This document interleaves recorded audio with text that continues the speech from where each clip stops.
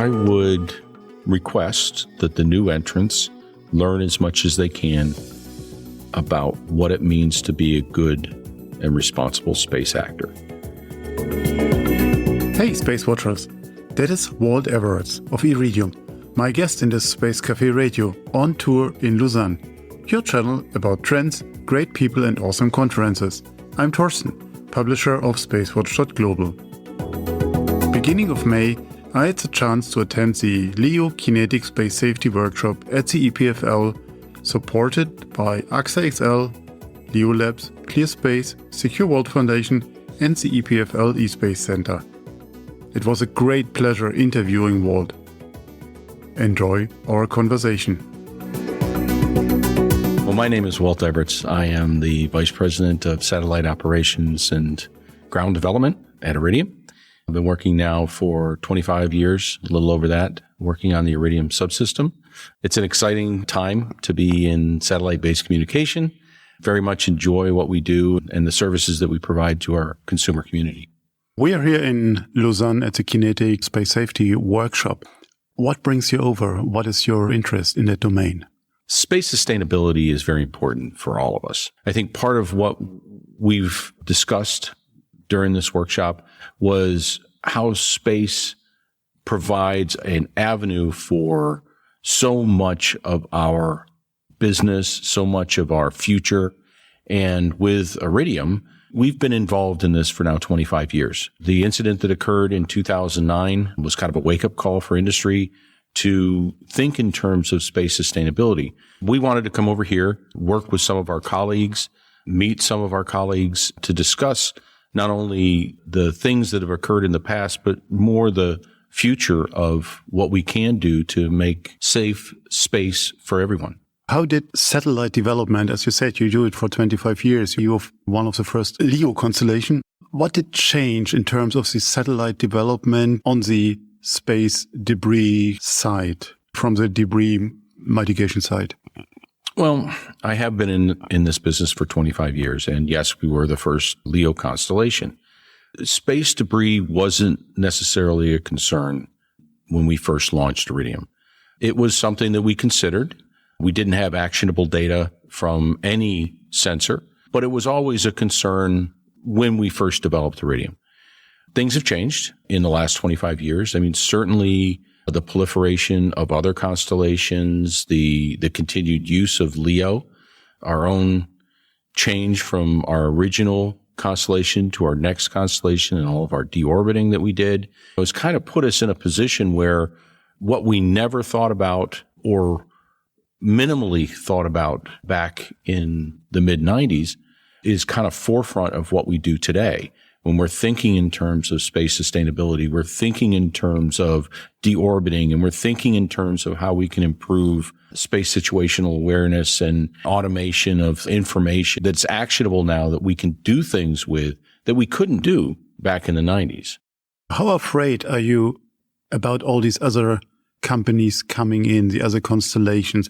May it be US-based constellation or international constellation. In one way or the other, they interfering with your business. They're coming in, they're going through your orbits to your planes.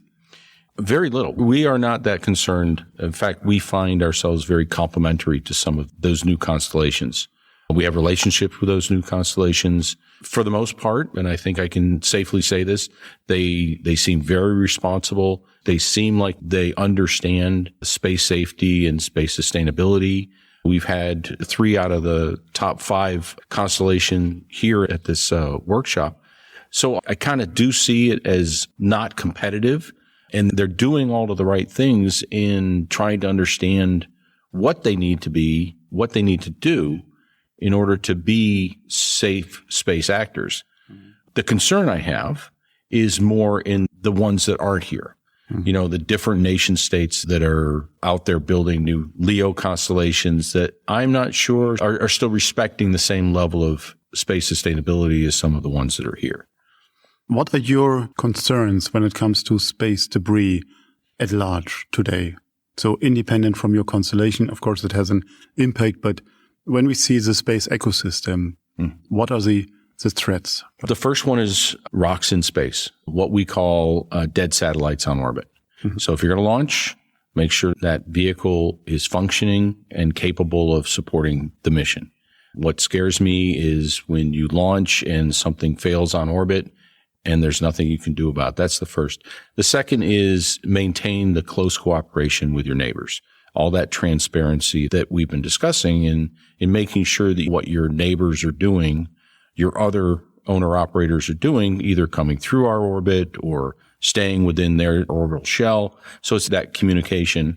And then lastly, it's the deorbit. Mm-hmm. It's the taking of your product at end of life and disposing of it appropriately so that it isn't a problem for generations to come. From an Iridium point of view, those are really the things that concern me the most. It's launching and functioning. It's making sure that you're transparent with your neighbors and sharing as much information as possible and deorbiting your product as soon as it's end of life. What I learned here in the conference was that communication and transparency seems to be two very hot topics when it comes to good behavior. Yeah. So what is the leadership, the stewardship that Iridium provides in this market? Are you giving transparent your data to everyone who wants to have it, with a need for that, of course? Absolutely. If we are approached for any information and there is a viable need to know, we provide that information. We provide information to U.S. government agencies, to independent consolidators, to individuals or to companies that are looking to improve their sensor awareness. We do experiments with other companies just to make sure that they're doing the right thing, because we have a very stable platform, a very stable amount of information. So yes, we share as much as we can. We probably over-rotate in providing that. That's not the only part of the communication that's kind of a concern. It's the being able to talk to people, other owner-operators, and if we see an issue, we can reach out to somebody and directly say, what are you doing? How are you doing it? Are you going to maneuver? Should you maneuver? Are you coming through our orbital shell? It's that kind of communication that also is something that we're an advocate of. Quite honestly, I think it's one of the simplest things to do. All you need is a database of everybody's name and number and what their satellite looks like and feels like and touches like, and it'll help every owner-operator. It just makes good sense. When you talk about your shell, your planes, you're operating, what are the dimensions? You're operating on 785 kilometers. So is it plus minus a kilometer, 10 kilometers? So how thick is this shell? We operate within 2 or 3 kilometers of where our orbital shell is or where we're authorized to be. There needs to be a little bit of pad. What we've always said is a plus or minus 5, so a 10-kilometer band, more or less, where we can fly in and feel safe. What can we expect from Iridium as a next step in the space situational awareness area, in the space debris mitigation area? You said you deorbit your satellite properly, potentially not within 25 years, as agreed by the long-term sustainability guidelines, potentially faster. So what is next? We just deployed our new constellation. We just got done 3 years ago. So we're in a bit of a CapEx holiday, so to speak. We're starting to think about our next generation, trying to understand what that might look like. When we built Iridium Next, there was nothing more important than being backwards compatible and also being responsible in deorbiting the Block 1. As we start looking forward, though, I think what we really want to be able to do is even take it the next step. I think there's differences in design that can be made. We can be more resilient, more robust, certainly. We may be a completely different physical structure than what we are today. That's unknown at this point in time. We really don't know where we're going to head from a technology perspective. Mm-hmm. I think more importantly, though, I think we're going to be strong advocates, vocal advocates of space sustainability. Our CEO, Matt Desch, has just been very, very supportive of what we do from an operations perspective. I know he will be the exact same advocate throughout his tenure. And so we want to continue to promote space sustainability. We want to continue to push that envelope as far as we can in order to make our business safe and the satellites safe, and without overemphasizing the world safe, because without that safe space environment, you won't have banking and you won't have GPS and you won't have all of the things that we've become so familiar with. So I think it's in our best interest, not only as a culture and a company, just to push that envelope as far as we can, getting ready for the next generation. What is the kind of service you provide with your satellites? So we're a personal communication platform. Most of our service it's personal. It's handheld phones, machine to machine or short burst data. And we also have a maritime broadband. So we're looking at aeronautical markets. We're looking at maritime markets. We're looking at land mobile markets. One of our fastest growing businesses right now is the Internet of Things, those very, very small bits and bytes of data that provide access worldwide. That's one of the differentiators for Iridium, is that we're a worldwide polar covering communication platform. People are always looking for new ways to use that as they find new ways to use this, and we continue to just provide that data. You are there where others want to be, obviously, with the services you offer. What is your message to the new companies, the new constellation that want to enter the market? Not necessarily your market, but more in general, how to behave in this environment? I would request that the new entrants learn as much as they can about what it means to be a good and responsible space actor. Develop appropriate tools, learn from workshops like this or from reaching out to other owner-operators. Make sure that you have a disposal plan in place and executable. Continue to be transparent with what you are doing, how you are doing it. I'd like to see the new entrants emulate some of the things that the owner-operators that have been here have been discussing. I'd like to see much more participation from some of those new owner-operators in workshops like this. I think it's a fantastic avenue to start thinking in terms of knowing your neighbors and opening up SSA sharing agreements with the 18th and doing all of the things that we've been doing to make ourselves much, much, much more safe.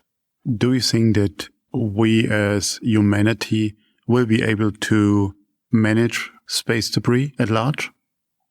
We have to. Humanity has to. So absolutely. I believe that we are being as responsible as we can. I think we're turning the tide in a positive direction.